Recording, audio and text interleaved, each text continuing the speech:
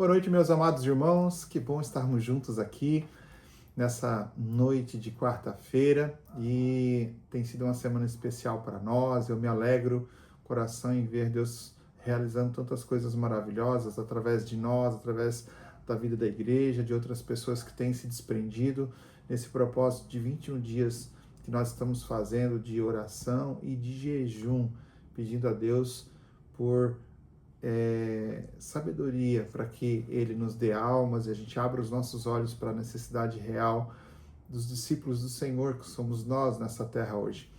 E a palavra que eu tenho para nós hoje está no livro de Mateus, capítulo 6, versículo 10, nessa oração que eu creio que é a oração universal, né, e que todos nós conhecemos tanto, onde diz assim: venha o teu reino, seja feita a tua vontade, assim na terra como no céu. Mateus capítulo 6, versículo 10, dentro da oração modelo que Jesus deixou para nós, né? E aqui a gente vai entender e a gente precisa orar para que a vontade de Deus seja feita na terra como ela é feita no céu. É isso que a oração nos ensina. E algumas perguntas imediatamente começam a passar pela minha mente quando a gente pensa nisso, né? Se eu vou orar por isso, preciso reconhecer qual é a vontade do nosso Deus primeiro, né? Que seja feita a tua vontade, certo? Então precisamos saber, entender e reconhecer a vontade de Deus. E qual é a vontade de Deus para nós, né? 1 Pedro, capítulo 2, versículo 15, quase lá em Apocalipse, né? Vamos ler juntos aqui. 1 Pedro, antes de 1 João, capítulo 2, versículo 15, a palavra de Deus diz assim: pois é a vontade de Deus que pela prática do bem façais emudecer a ignorância dos insensatos, né? Deus espera que todos os cristãos façam o bem, né? Ele espera que a gente possa repartir tudo aquilo que Ele tem dado a nós, tudo aquilo que Ele tem entregado a nós, sendo generosos, é claro. Não tem como repartir se a gente não ter essa generosidade no nosso coração. A gente deve ser ricos em boas obras, ricos em bondade, rico em misericórdia, e a gente não deve se omitir em relação à necessidade de tantas pessoas, né?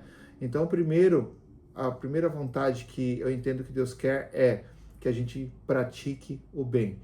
Segundo ponto, 1 Tessalonicenses, capítulo 5, versículo 18.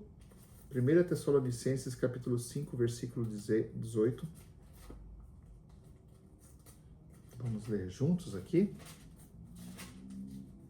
Diz assim: em tudo dai graças, pois essa é a vontade de Deus em Cristo Jesus para convosco, né? Então, a gratidão, em tudo dar graças, em tudo agradecer. A gratidão é um sentimento esperado por uma pessoa em relação a alguém que lhe concedeu algum favor. Então, esse é o sentimento esperado da nossa vida em relação a Deus, né? Quando a gente recebeu a salvação, a gente recebeu realmente uma graça, uma bondade dele, né? Então, a gente precisa expressar essa gratidão, porque quando a gente expressa a gratidão ao Senhor, quando a gente dá graças, eu estou debaixo do estado de graça. Eu entendo que a graça é de Deus, veio de Deus para nós. E eu preciso entender isso. Isso faz parte da minha genética cristã, né? Então, dar graças, ser gratos, né? Eu tenho certeza que você não gosta de estar perto de pessoas que reclamam muito ou pessoas que não são gratas, assim como Deus deseja que nós venhamos ser gratos a Ele todos os dias. Nós possamos entender isso, né? A gratidão é tão importante que ela é a porta de entrada para a gratidão e também honra a Deus. Duas referências quero ver com você aqui, ó. Salmos capítulo 100, versículo 4. A palavra do Senhor nos diz assim, ó: Entrai pelas portas dele com ações de graça, e em seus átrios com louvor. Rendei-lhe graças e louvai o seu nome, né? Então, é a porta de entrada para a adoração. E também no Salmos capítulo 50, versículo 23, vai falar que dar graças honra a Deus, né? Salmos capítulo 50, versículo 23 diz assim: aquele que oferece sacrifício de louvor, de gratidão, aquele que dá graças, me glorifica. Tá tudo na Bíblia, né? Só a gente procurar as referências e entender. E aquele que bem ordena o seu caminho, eu mostrarei a salvação de Deus. Então, dar graças é importantíssimo. Outro ponto, né? Para nós fazer a vontade de Deus. Tudo isso a gente está falando sobre venha o teu reino e seja feita a tua vontade. Qual é a vontade de Deus para a minha vida? Praticar o bem, como já lemos, darmos graças a Ele. Terceiro ponto, ser santificados. 1 Tessalonicenses, capítulo 4, versículo 3, a palavra do Senhor nos diz assim, ó: esta é a vontade de Deus para a vossa santificação, que vos abstenhais da prostituição ou da imoralidade sexual. A palavra santo significa separado. Santo não é alguém especial, alguém que está acima das outras pessoas, e sim alguém separado por Deus para se tornar um sacerdócio real, povo de propriedade exclusiva de Deus, né? Lá em 1 Pedro, capítulo 2, versículo 9, vai falar isso. 1 Pedro, capítulo 2, verso 9, vai dizer assim, ó: mas vós sois a geração eleita, o sacerdócio real, a nação santa, o povo adquirido, para que anuncieis as grandezas daquele que vos chamou das trevas para a maravilhosa luz. Assim sendo, a santidade deve ser uma característica própria nossa, né? De maneira bem simplificada, ser santo é ser como Jesus foi. E no texto acima, Paulo exorta a igreja de Tessalônica a fugir da imoralidade sexual. 1 Tessalonicenses 4:3. Então, sermos santificados. Quarto ponto, recebamos a vida eterna, né? No livro de João, capítulo 6, versículo 40, hoje nós estamos cheios das referências aqui, nessa palavra cheia das referências que vão ainda enriquecer mais o nosso ponto de vista. João capítulo 6, versículo 40, a palavra de Deus diz assim, ó: pois a vontade do meu Pai é que todo aquele que vê o Filho e nele crê, tenha a vida eterna. E eu o ressuscitarei no último dia. Então, Jesus declarou que a razão dele ter vindo ao mundo foi fazer a vontade do Pai. E a vontade do Pai é que todos creiam que Jesus veio nesse mundo para salvar os nossos pecados, teve um ministério, morreu naquela cruz, padeceu e ressuscitou, foi à direita do Pai.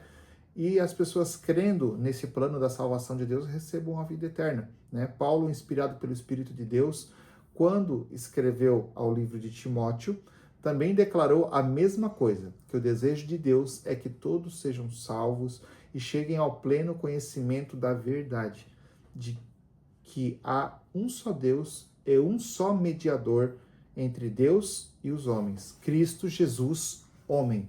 Há um só mediador entre eu e Deus. Há um só, somente um, Jesus.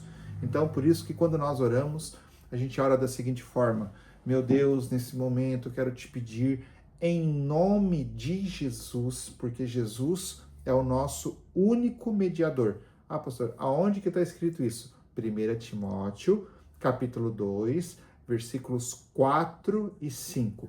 Então, quando nós fizemos orações, a gente não pede em nome de outras pessoas, mas a gente pede em nome de Jesus, porque há um só mediador, né, entre Deus e os homens, Jesus, que está à destra do trono de Deus.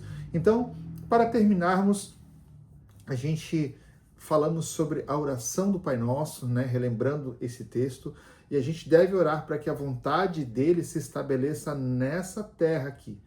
Por isso, a gente deve orar, praticar a vontade de Deus. E Deus deseja, sim, que a gente pratique o bem, que a gente seja grato, que a gente ande em santidade e que nós também, que já somos salvos, oramos para que outras pessoas sejam salvas. Amém? Então, só segue a Jesus quem verdadeiramente crê que ele é o Filho de Deus e que ele entregou a sua vida.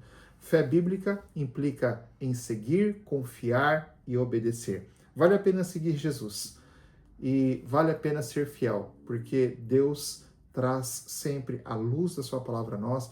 E como é bom caminhar na presença de Deus, como é bom ensinar nossos filhos na presença de Deus. Amém? Que Deus te abençoe. Eu quero desejar a você uma quinta-feira maravilhosa e antes da quinta, uma noite de sono fortalecedor, uma noite maravilhosa na sua família. Que Deus te abençoe de forma grandiosa. Quero orar com você em nome de Jesus. Pai de amor, Deus que estás nos céus, Criador dos céus, da terra e de tudo que há nessa terra. Nós somos gratos a Ti. E assim como essa palavra falou, Senhor Deus, venha a nós o Teu reino, seja feita a Tua vontade.